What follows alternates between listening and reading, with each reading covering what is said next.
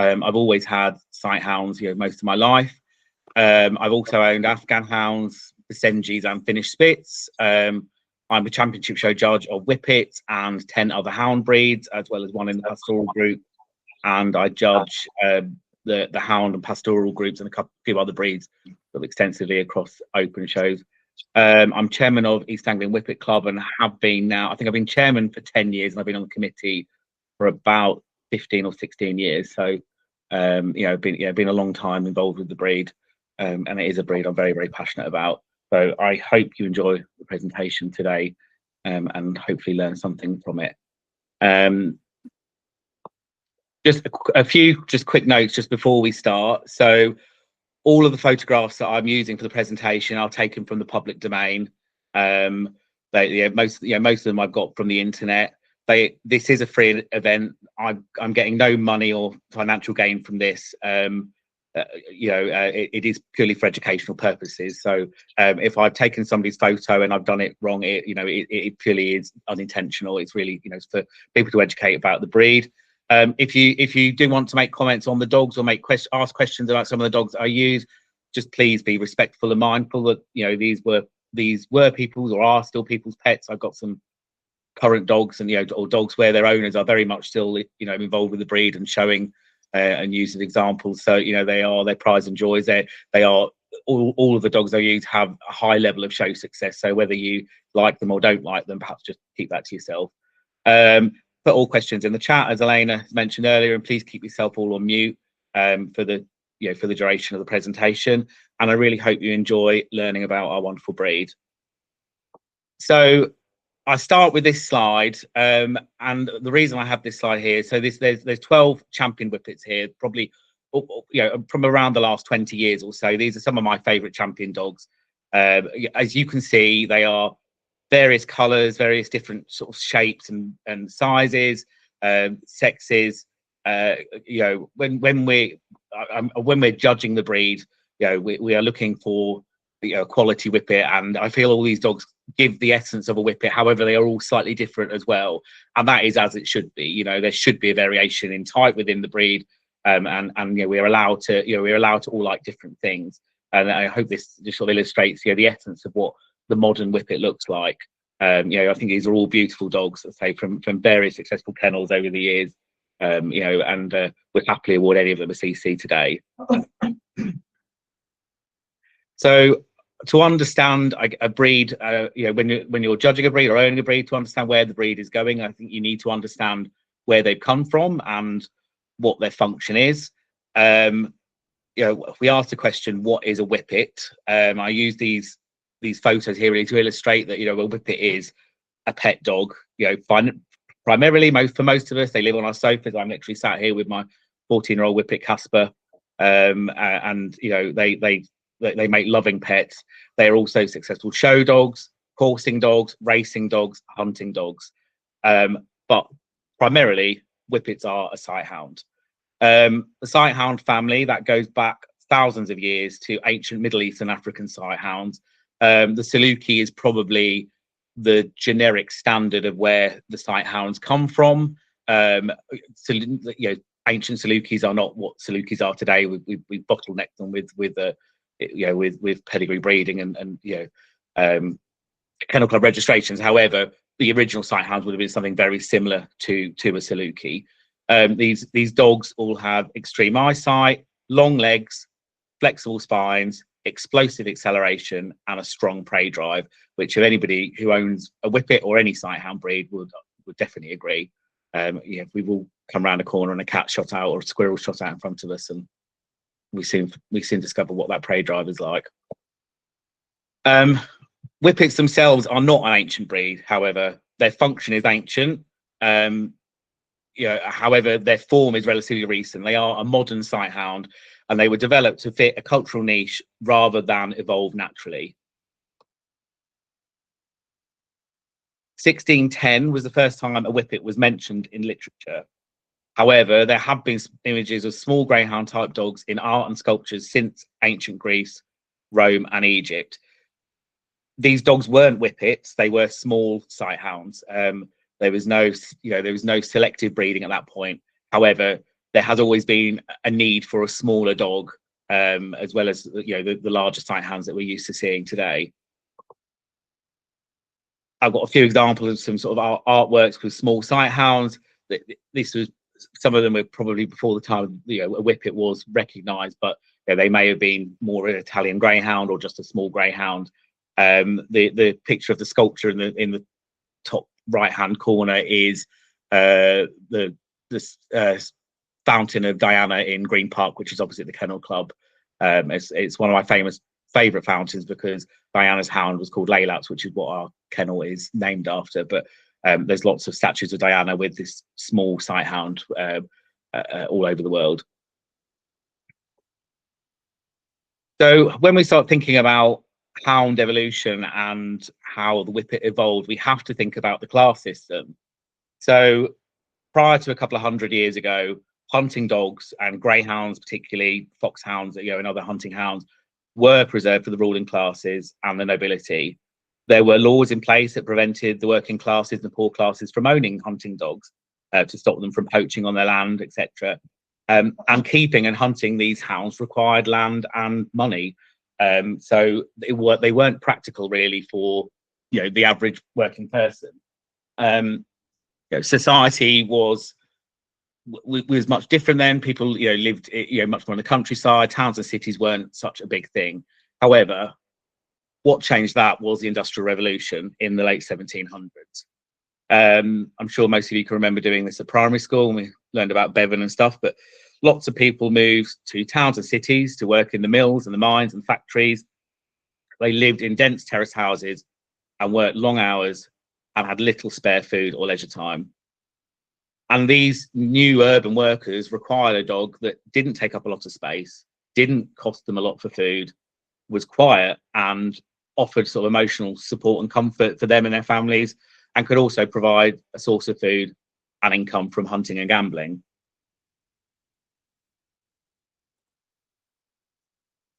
The whippet was developed by the coal miners and the mill workers in northern England, famously, and was known as the poor man's racehorse.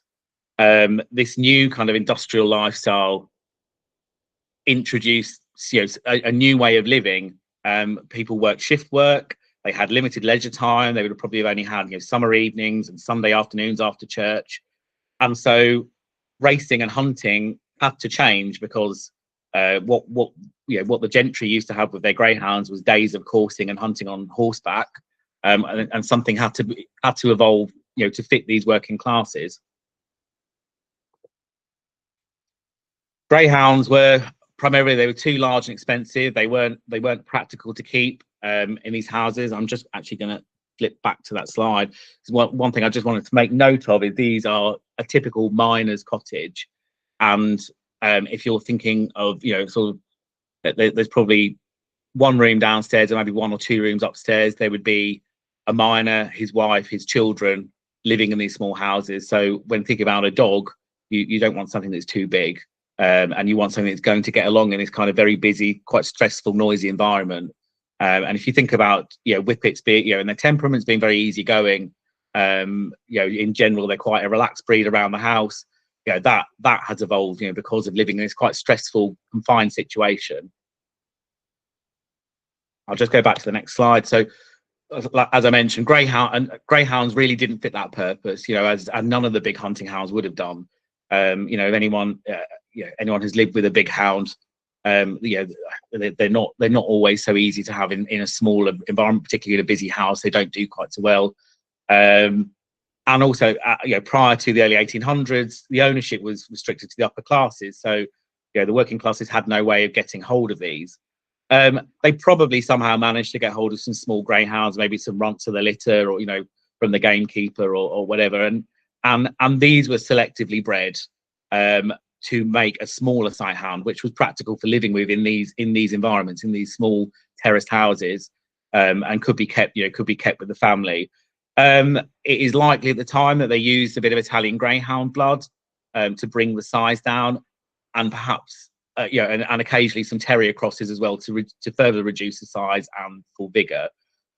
Interestingly, the Italian greyhound has been around for around 2,000 years, as well as sort of greyhounds. They branched off from greyhounds much earlier than whippets, However, they have a different sort of genetic branch, you know, to greyhounds, you know, where they separated. So that you know, that bloodline was brought back in, but primarily to reduce size. But they do have the same style and type about them as the Whippet. But you know, anyone who's owned both breeds or had anything to do with them knows that they are quite different. You know, obviously in size, but also temperamentally as well. When it comes to the terrier crosses, some people think that a Whippet is a greyhound that's been crossed with a terrier to reduce the size. And you know, I just want to emphasise that it is primarily sighthound. And the way I kind of done this was by thinking of it as there's a seasoning of terrier. I got AI to produce this lovely slide. Yeah, there's a little bit of terrier in there, but it's very, very, you know, very tiny amount. There have been some odd terrier crosses, you know, which would have happened in the past. However, sort of genetic evidence shows that there weren't any substantial outcrosses, and genome testing shows the Whippets are of sighthound origin.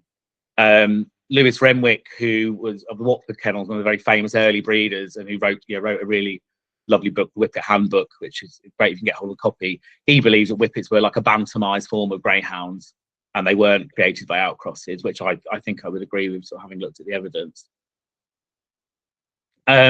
W.D. Drury, who was a canine writer early part of the last century, he talked about there being two types of Whippets or race dogs, and there was a period of having some rough-coated Whippets, which may have come from these odd terrier crosses in the northeast. I do remember reading an article about there being rough-coated Whippets in America as well, when the breed was first recognised there, whereas the smooth-coated variety from Lancashire, Yorkshire, and the Midlands. And just thinking about the smaller greyhounds, you know, in the 1877 and 78 Waterloo Cup winner, a bitch called Kumasi measured just 24 inches, so 3 inches smaller than is standard for a greyhound bitch, and 4 inches bigger than a Whippet. You know, one will argue that you know, there have always been bigger Whippets. We have a standard, which is, you know, 17.5 is the bottom for Whippets and 20 for the top. But Whippets have always had a little bit of leeway, and there are always bigger dogs about. So actually, that bitch would have not been much bigger than some of the Whippets we see in the ring today. And as already mentioned, there's you know, they were bred down, you know, using Italian Greyhound perhaps to bring that size down. Many people feel that it would be possible to breed Greyhound or Italian Greyhound type dogs by using larger, smaller Whippets within a few generations. And certainly, I think if you see a really big Whippet, which occasionally you do, and some of the American Whippets, because the American standard has an extra 2 inches to ours, they do look a bit more greyhoundy. They're not as curvy, have a slightly flatter top line. And going the other way, some of the very small Whippets, particularly ones you see at race meetings, can have a look of an Italian Greyhound about them. So there is, you know, an element of that.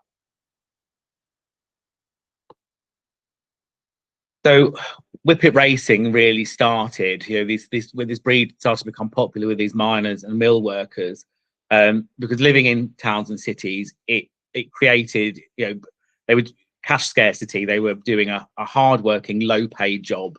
People didn't have a lot of money. One way of making a bit of extra money was having a bet. And you know, if you've got a dog that's you know in the pub, my dog's quicker than your dog, let's take them out the back alley and see who is the quickest dog and earn a shilling or two. You know, and that was very much evolved around the pub culture at the time. You know, pubs started to become a popular thing with people then living in towns and cities, and it became a community. And Whippet racing fit in perfectly with that, because Whippets didn't require a lot of space. The average miner or mill worker could keep 2 or 3 Whippets in their house. It didn't require a lot of organisation. There's, you know, something you can do in that couple of spare hours you've got of the evening or on a Sunday afternoon. And it was quick. It's all over. You know, if anybody has been Whippet racing, you'll see it's all over in just a few seconds. So you can run several rounds really, really quickly.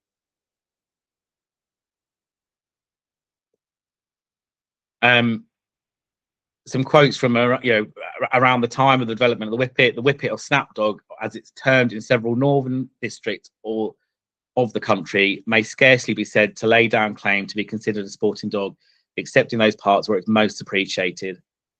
Outside of the northern counties, the breed had little value, where it was used for racing, to catch rabbits, both for food and for entertainment. And Freeman Lloyd, who wrote the Whippet or Race Dog, which is one of the earliest books on Whippets, describes them as a little race dog that is calculated to gallop 200 yards at terrific speed. It's important to remember about the rabbiting element as well. Again, you know, these miners and mill workers and factory workers didn't have a lot of money. Rabbits were plentiful, as they still are now, and you know, if they could kill one for the pot, you know, it gave the family some food, and you know, and the dog as well, you know. So you know, there's a real practical element to owning a whippet. You know, around the early 1800s, dogs as pets were not so much of a common thing. They were really seen as a frivolity or a luxury. People didn't have the spare cash, you know, so a dog had to have a purpose. And you know, and although they made great companions and race dogs, the fact they could bring home a rabbit or two a week would have also been a great bonus. I've got a really lovely video here. So this is a video of some whippet racing from 1915. It is a silent video, but I will talk my way through it a little bit. Apologies, going to play an advert. Sleep differently. You could say we really know. Okay. So here's a little whippet from 1915. Different style to perhaps what we see in the show ring today, but still very much a whippet. There was no racing, no traps. You know, the whippets were held by their owners, and they waited for the starting pistol. And they're off, and they let them go. And then at the other end of the track, there will be some gents in each of the lines with white handkerchiefs or rags, so they call it. Rag racing was another name for whippet racing, and they were waving their rags, and the whippet would run towards them, and the first past the line was the winner. Note the crowds of people at the side of the whippet racing. It really shows how popular it was. In the background there, it cuts to this lovely little bit of the video, which I think is really important, even though this is 110 years ago. You know, this is obviously a young whippet playing with their owner. It really illustrates a whippet temperament and how, you know, they're not just a racing dog. You know, they really are sort of lovely, fun pets to live with. And if you can see in the background, the trainer's gone past now, but there's those, you know, millers or miners' cottages, which is where this fella probably lived at the time. And so this next clip just goes on to those cottages. There's a group of chaps off to do their racing on a Sunday afternoon.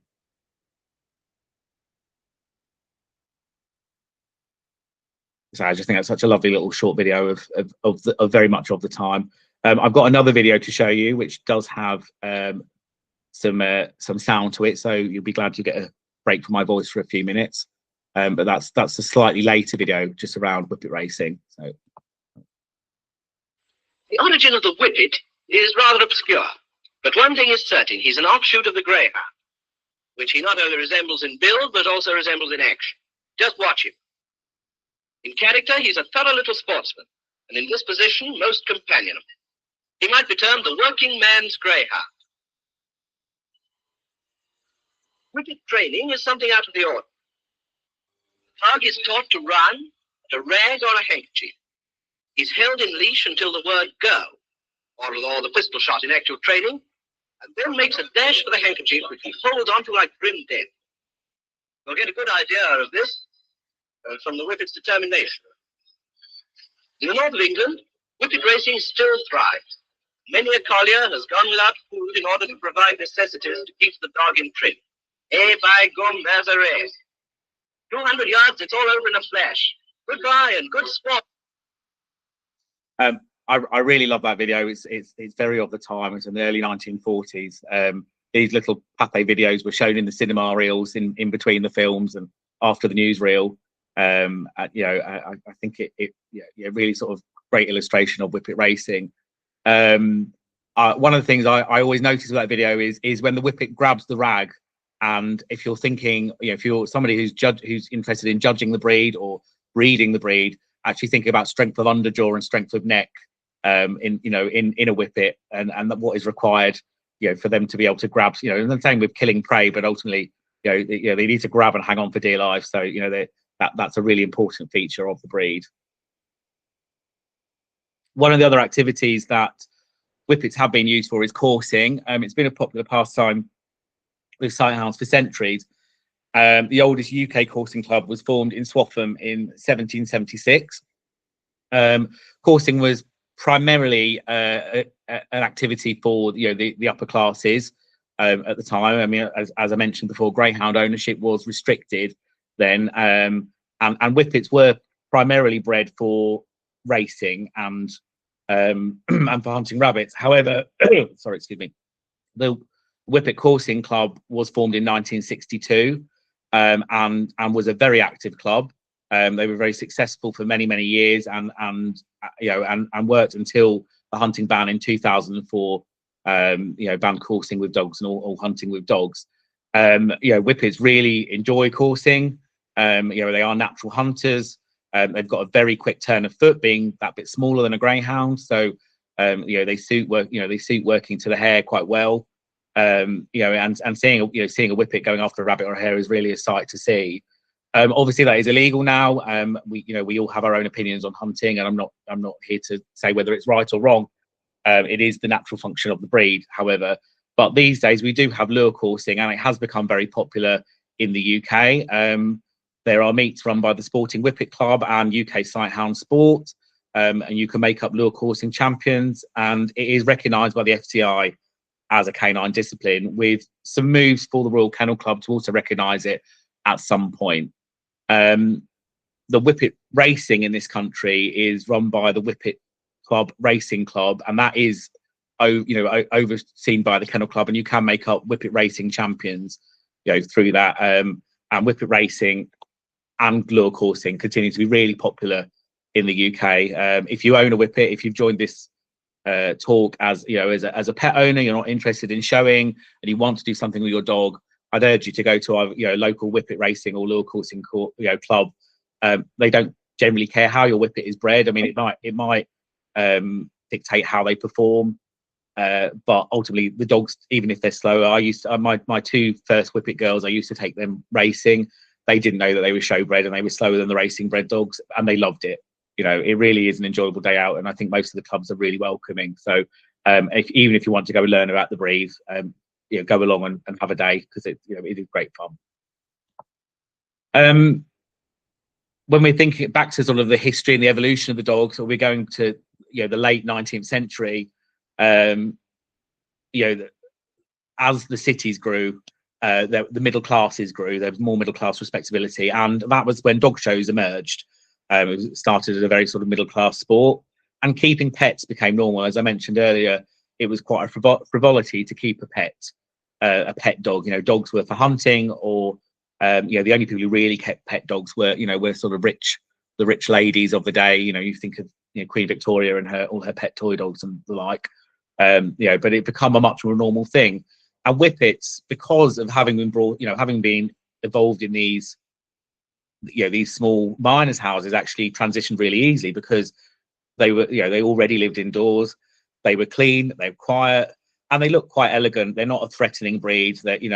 And so they didn't really require much redesign, as urban life had already shaped them. As towns and cities modernized, and this really can even speak for today, apartments replaced houses, people lived in smaller houses, and dogs became companions first and foremost. Whippets did thrive because of this. They don't require a lot of space. Where anyone who has a whippet will know they have a predictable energy cycle. So most whippets, a walk or two a day and a blast off the lead, and they will sleep most of the day. They're very easy to live with. They're very loving. They have a strong human attachment and generally have quite easygoing temperament. But it's important to remember that whippets were not rural dogs which adapted to the cities. They are dogs that evolved because of the cities. So they are dogs that evolved in towns and cities. They're not a country dog, so to speak. The Kennel Club recognised the whippet in 1890, and in 1896 the first set of CCs were on offer for the breed. In the first breed club was not actually recognised until 1899, and when I was researching this talk, I did read that there was some challenges from the Kennel Club in recognising whippets as a breed, because they didn't want these sort of common little miners' dogs recognised initially, but they did get recognition, thank goodness. And I think because they had backing from a few well-to-do owners. and in 1899, the Whippet Club was created. We have 11 breed clubs now in the country. 2 national clubs, and the rest all represent various areas of the country. And we have the Whippet Breed Council, which have kindly hosted this talk tonight, which was formed in 1984 to promote sort of health, welfare, breeding and ownership of whippets.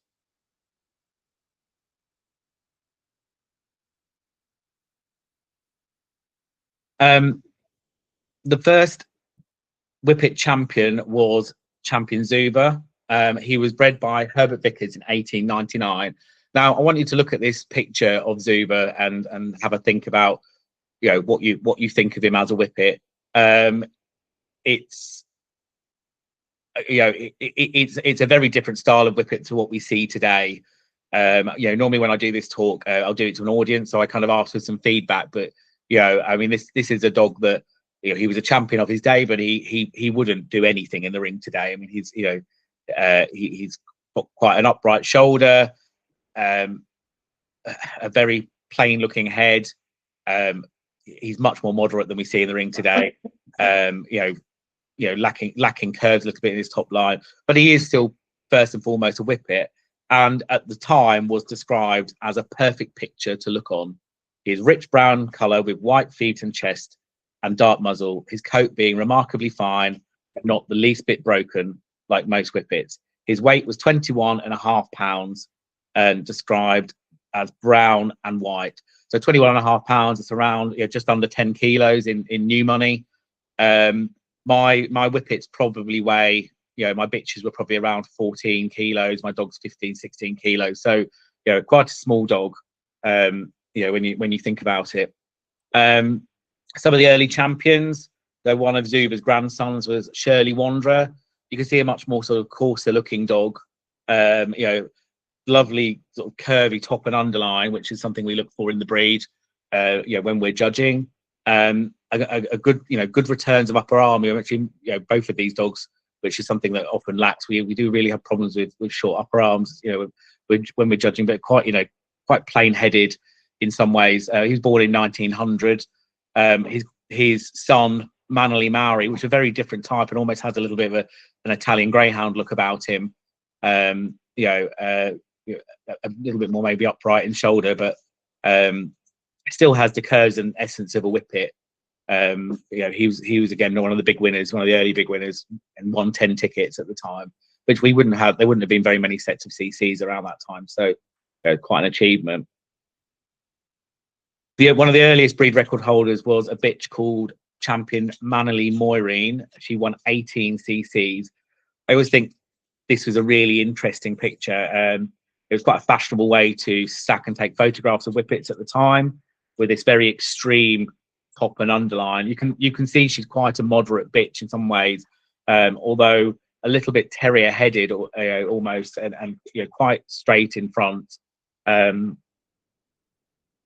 But was obviously a very successful bitch at the time, and is back in most pedigrees really of whippets we have in the ring today. She gives the impression of a very curvy, moderately angulated whippet. As we move into sort of the 1930s, Champion Willis Blair, he was born in 1933, so he was the last whippet champion to be made up before the Second World War. You can see the whippet starting to change and look a little bit more like perhaps what we see in the ring today. However, still more sort of workmanlike and a bit coarser looking than we have. Champion Lashaway, born in 1932, was the first champion of the Barmord Kennel, which is still active today. And you can see again another very sort of curvy looking dog there. After the war, so during the Second World War, there were no dog shows.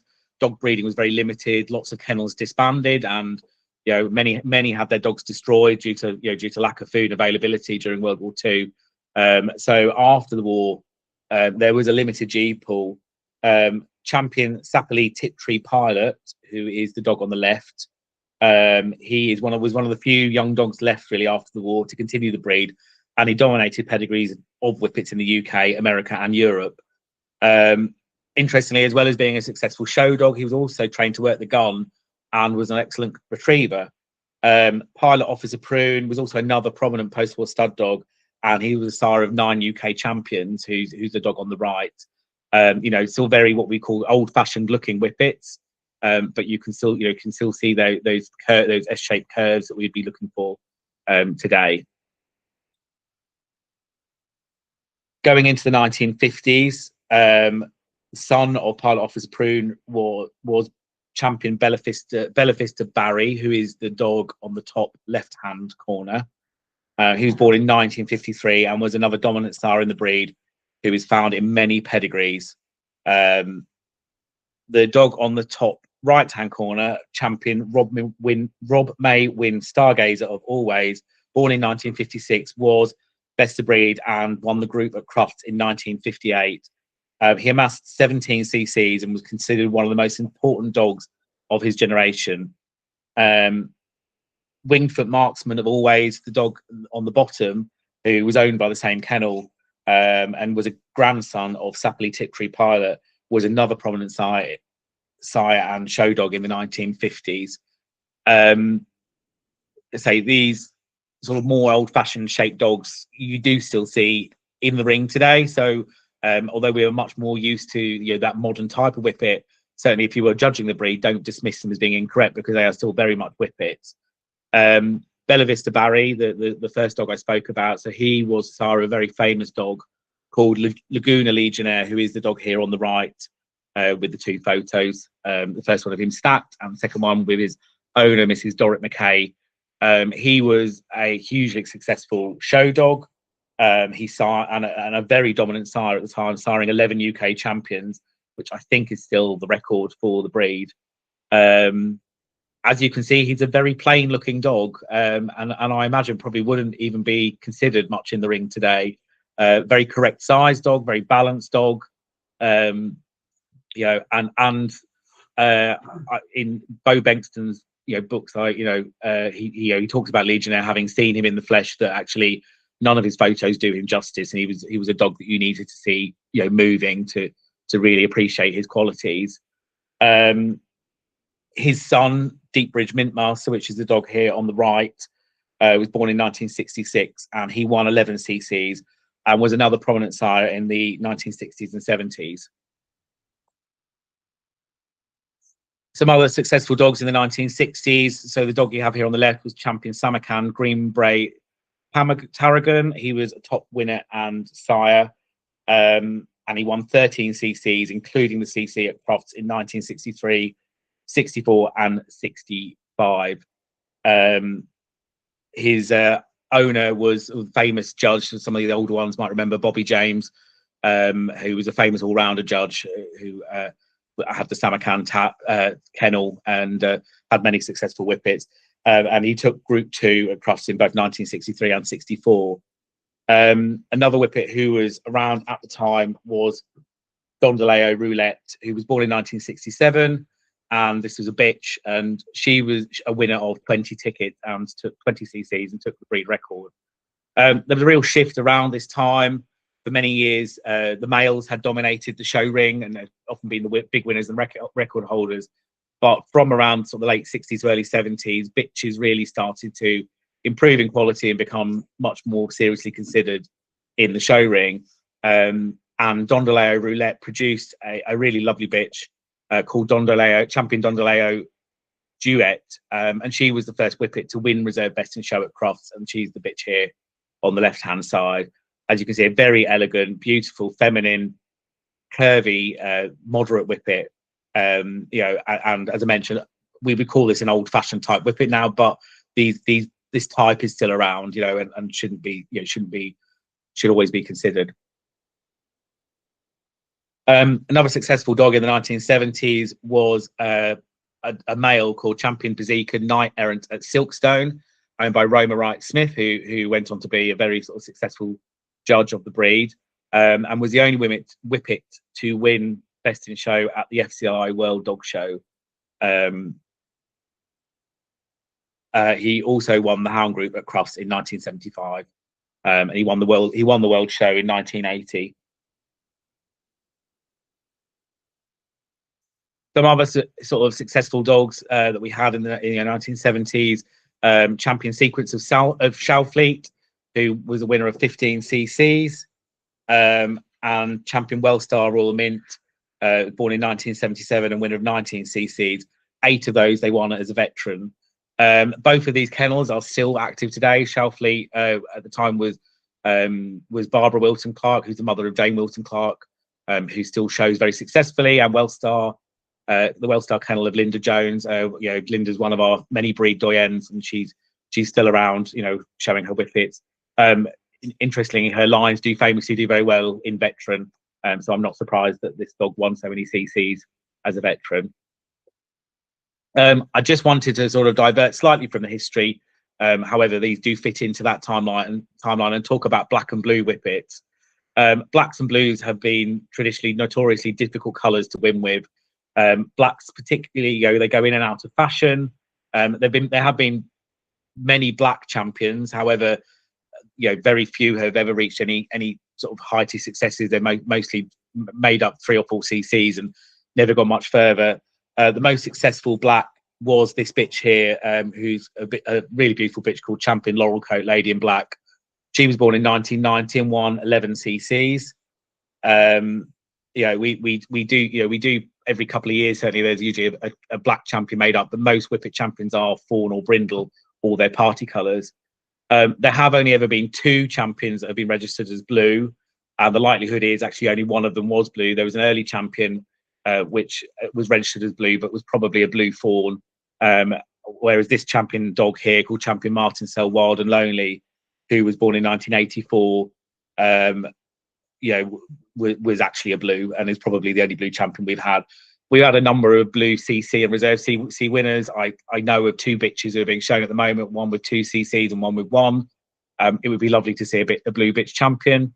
They are a breed they are a colour, that is very hard to do well with. I think, particularly if you're showing in the halls in Stafford or 3 County Showground or in a village hall, blue, the colour is difficult to show up. So they often look very drab and look smaller and not catch your eye. So I think and having campaigner blue myself, they are a hard colour to do well with. But I think it's worth a mention, and don't chuck them out just because they're blue or black. That's all I would say. Moving into the 1980s and 90s, we had a real decade of breed record holders. So at the start of the decade, there was a bitch from a local breeder of ours, Barry and Carol Kennett, the Selinko kennel. They produced, I think, in only their 2nd litter, a bitch called Champion Selinko, another lady. She was best of breed at Crufts for 3 years in a row, and she took Group 2 there in 1987. And eventually went on to win 24 CC. She's the fawn bitch on the left-hand side of the slide. I pretty much as she retired, born in 1987, the Neverdiff kennel took back a stud fee puppy called Nutshell of Neverdiff, who was a granddaughter of their foundation dog, Champion Ferry Jerry, she was born in 1987. She ended up taking top dog all breeds in 1989 and was the winner of 44 CCs and reserve best in show at Crufts in 1990. So the 2nd whippet to take reserve best in show at Crufts. She was owned by Nev and Edith Newton and their daughter Editha, and Editha is still heavily involved in the breed. She's our current breed education coordinator, and is a hound group judge and a championship judge of the breed, and still shows the breed. In 1990s, the breed finally took that one step better at Crufts, and we had our first best in show winner, a young dog, only 2 years old, called Champion Penclo Dutch Gold. He was the first whippet to ever take best in show at Crufts, and as was kind of the done thing at the time, he was sadly retired after Crufts at just 2 years old. So never really, fulfilled his potential. He only won a handful of CCs, and didn't sort of go on to take any records or anything like that. He was mated to Nutshell of Neverdiff after Crufts, and produced the famous Justa litter, which included 2 UK champions, 1 American champion and 1 German champion. and these dogs are dominant in the pedigrees that we see today, and most pedigrees will have them back in them. Moving sort of further on into the 90s, one of the other successful dogs was a dog called Champion Cabaret Single Malt at Dunbrighton. This dog here on the left, the fawn dog. He ended up taking the dog records of 33 cc's in the early 2000s. We had another Crofts Best in Show with a bitch called Cobico, Call the Tune. Pet name was Dee Dee. It's probably one of my, when I sort of first started noticing the breed and becoming interested in dog showing. I remember this win very well. And we're starting to see the more sort of modern style of Whippet now. These are dogs that would still win in the ring today. I don't think Whippets have changed hugely in the last 25 years, but Cabaret Single Malt at Dunbrighton was owned and handled by Patsy Gilmore, who's still involved with the breed, and the Cobico kennel of Lynn and her mother Eva Jacobi is still very successful kennel. There's a successful champion dog they're campaigning at the moment. So that they're still around and still producing quality Whippets. Some other top winners in the early 2000s. A bitch from the famous Courtill kennel of Roger Stock, Courtill Cast a Shadow. She was top Whippet in 2007, 8 and 9 and was the winner of 19 cc's. The Neverdiff kennel again, another stud fee puppy that they had come back to them. Champion Nutchip of Neverdiff, winner of 20 cc's and top Whippet in 2009 and 10. And another bitch who was doing very well at the time, Champion Hunter Hill Jazzlicious, who won 17 cc's. These Whippets would all still win today. These are all quality dogs who, would easily win cc's. Moving closer into more recent history. So in the 2010, we had a dog and a bitch who really sort of dominated the breed at the time. The bitch who's on the left-hand side, the silver brindle and white party colour, Champion Palmic Magical Whispers. She went on and won 24 cc's. She won a couple of groups, I think, and had multiple other group placings, and was top Whippet in 2011 and 2012. The dog on the right-hand side, Champion Shalfleet Simply Lord, who is the current dog cc record holder with 39 cc's, and was top Whippet in 2013 and 14. And their progeny, their sort of grandchildren now and great grandchildren are still being shown in the ring. These very sort of prominent in our bloodlines that we have today. Very, very successful dogs. Both had multiple group placings, and I'm sure many of you can remember them. Very lovely, both lovely Whippets. Later on into the 2010s decade, we had more Crofts success with our breed, starting in 2016 with a beautiful fawn bitch called Champion Nothing Compares to You at Crosscott. Hazel, she took reserve best in show at Crofts for her owners Lee Morris and Charlie Donaldson. She was top Whippet in 2015, I think, and possibly 16 as well.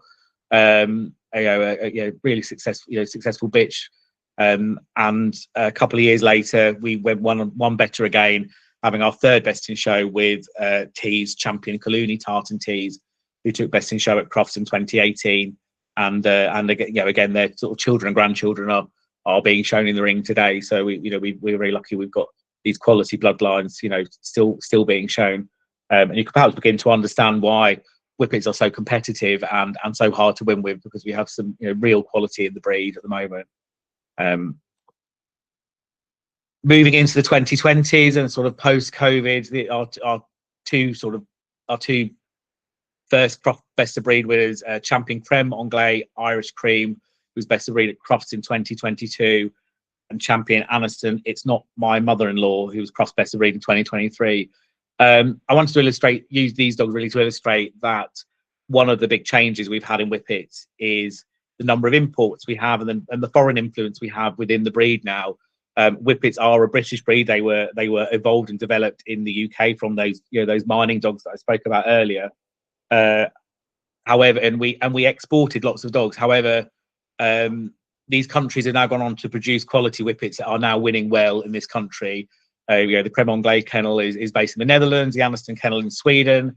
They're been champions from both kennels in this country, as well as many other European countries and some American dogs as well.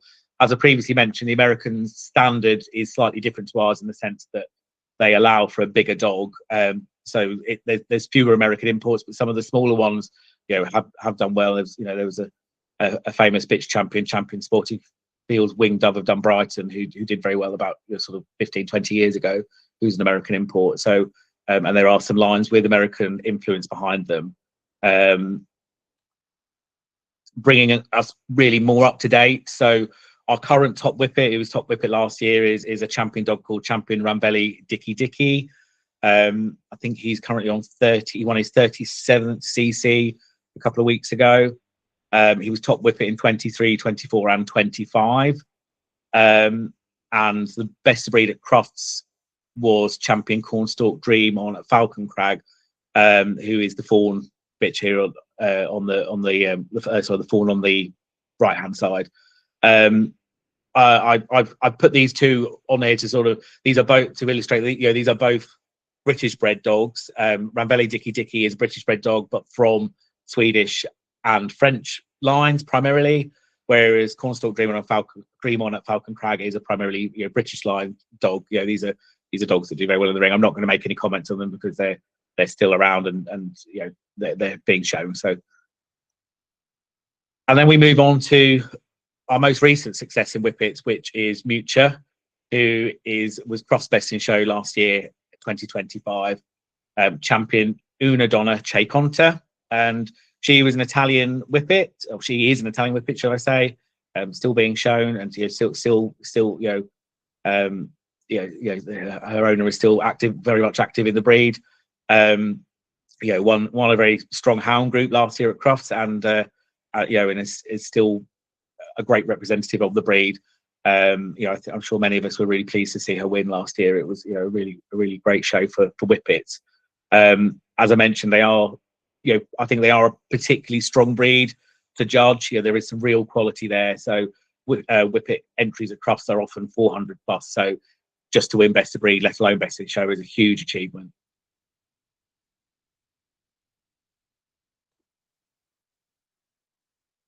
So going back into the pedigrees of whippets, nearly every whippet being shown in the ring today, I can make a sweeping statement, probably every whippet being shown in the ring today goes back to Zuber.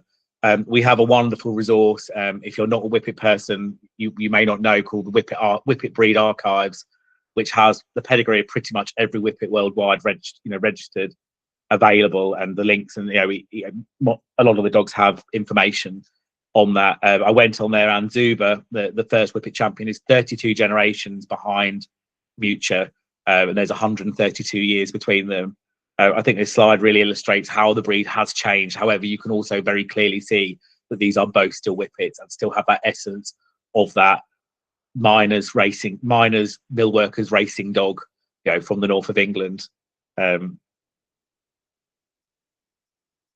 So whippets are, as I mentioned, generally these days the top entry in the hound group. We still regularly get 100 to 200 plus dogs entered championship shows and club shows, and they continue to be a popular show dog worldwide, winning well at group and best in show level, and they are a popular racing and lure coursing dog and pet dog. I think the breed is in a lucky position, having a number of young breeders. Many have come up through the junior handling ranks as whippets, easily fit into busy lifestyles or a young family, being easy to keep, requiring little grooming, and having good temperaments, being of a small size, and generally living well with other breeds, which is something I can certainly agree with.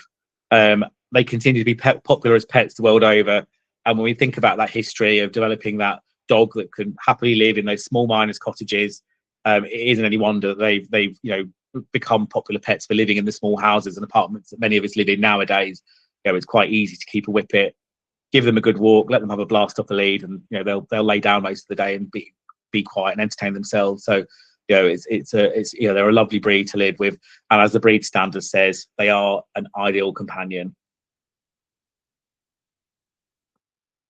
And that brings you to the end of my presentation. So are there any questions?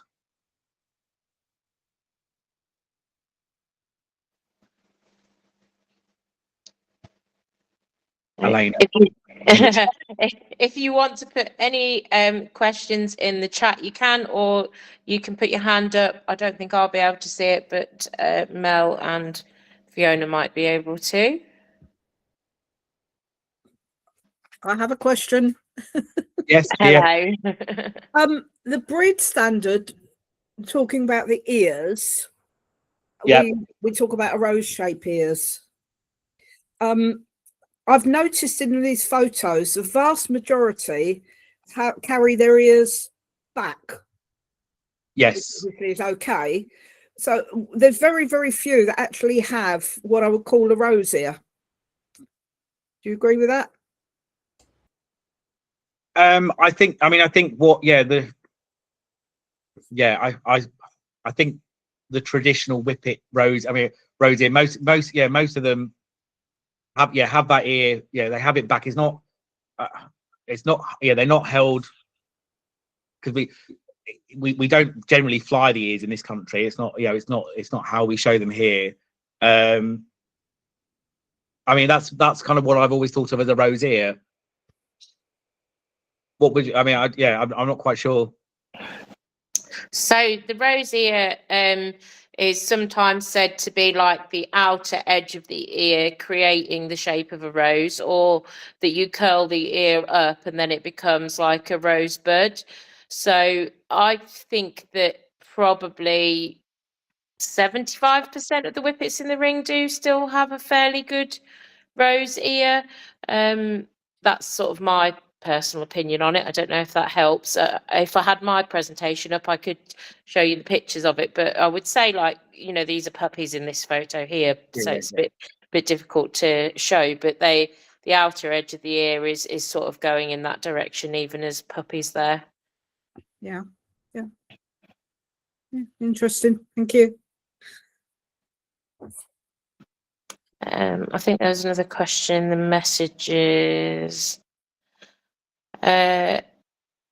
Any emerging health issues to be aware of? I'm not going to answer that because I'm not an expert on breed health. I think what I will say is, if you want to speak to Jo Whitehead, who is the breed health coordinator for the breed, she would always give you excellent advice about breed health and knowledge. It's not my area of expertise. I think that there have been some health issues. There is information available on the Breed Council website, but speak to Jo. I don't want to misinform anybody. And we're also going to do a sort of more of a health evening in February as well, so look out for details of that on the Breed Council page. I think one of the things I suppose, speaking of health and just thinking of the history of the breed, is being mindful of it is, whippets are, although they are a very popular breed, we actually have a very closed gene pool. There have been a large number of dominant sires in the breed going through history, and if you ever get a chance, look at the whippet breed archives and study the pedigrees. Certainly most whippets have got Penco Dutch Gold, Hillsdown Fergal, all of those kind of popular stud dogs from the 50s and 60s, Laguna Legionnaire. They're all going to be in those pedigrees multiple times. So there's lots of forwards and against of line breeding. But if there is any genetic issues, and we're doubling and tripling and quadrupling, and sometimes 100 and something, 200 times dogs are in pedigrees, then they are going to come through. But like I say, it is my area of expertise, so I don't want to misinform. But and certainly I think it would be worth attending if there's going to be a health evening. I think that would definitely be worth attending and asking those questions. In general, whippets are a very healthy, long-lived breed. I've got one whippet remaining. He's 14 years old. He's curled up next to me. I can count on less than one hand. The number of times I need to take him to the vets for anything. They're usually pretty healthy dogs, but as I say, it's not my area of expertise. Okay, anybody else? That's all of them from the messages. I've just got one more slide, really. Just if you are really passionate about whippets, and you like to read, there are some recommended reading. I would say the book to get, and it is expensive. And I mean, is Bo Bengtson's The Whippet. I think there probably are still copies available on Amazon. I mean, sadly, Bo Bengtsson passed away last year. He was a Swedish gentleman who lived in America for many years, very successful breeder, extremely passionate about sighthounds and whippets in particular. This book has, is the Bible of whippets. It has a really extensive breed history in there. And everything you'd want to know about it. I mean, it is over £100 a copy. It's definitely worth putting on your Christmas present or birthday present list. But it's an excellent book. There are occasionally secondhand copies come up as well. But The English Whippet, which was written by Mary Lowe, it's an older book, but an excellent book on the breed. Mary Lowe was she's still alive? She's not actively involved with the breed, but one of our breed doyens of the Nimrodel kennel. Very knowledgeable lady, one of our most popular judges. I stewarded for her at one of her last appointments, and she had a huge entry of over 250 bitches at a club show. And an amazing woman. Her book is brilliant and definitely worth getting a copy of. They're quite easy to get hold of on Amazon and even eBay. And the Whippet Champion books, which are available, through the Breed Council. Elena, correct me if I'm wrong. I think Steph Marston Pollock has some of them at the moment. Yeah. And I think Dawn Mason still has a few copies. You can often get them on eBay and things as well. There are secondhand copies floating around. The same with From Zuba to 1960, as the first Whippet Champion book starts in 1960.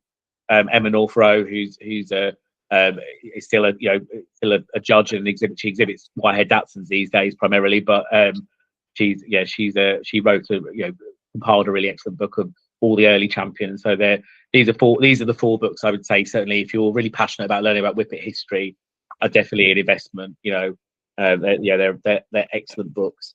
And just a few references really just to the end. Obviously the Kennel Club breed standard is on the Kennel Club website. The Whippet Handbook is another really good book by Lewis Renwick, which is a lovely little book written in the 1940s, I think. And then on the Kennel Club Academy, there is also a Whippet presentation by Pam Marston Pollock, on the breed standard, and as I mentioned, the breed archives. I'm going to unshare. I'm going to come out of this screen. Well, thank you very much, David. And there's lots of messages of thanks coming through in the chat. And we were very, very pleased to have you all this evening. Thank you very much. No, thank you for all attending. I hope you've enjoyed it. Feel free if you've got any questions, you think of anything later. I'm on Facebook. Feel free to send me a message. And I can I can try and answer them.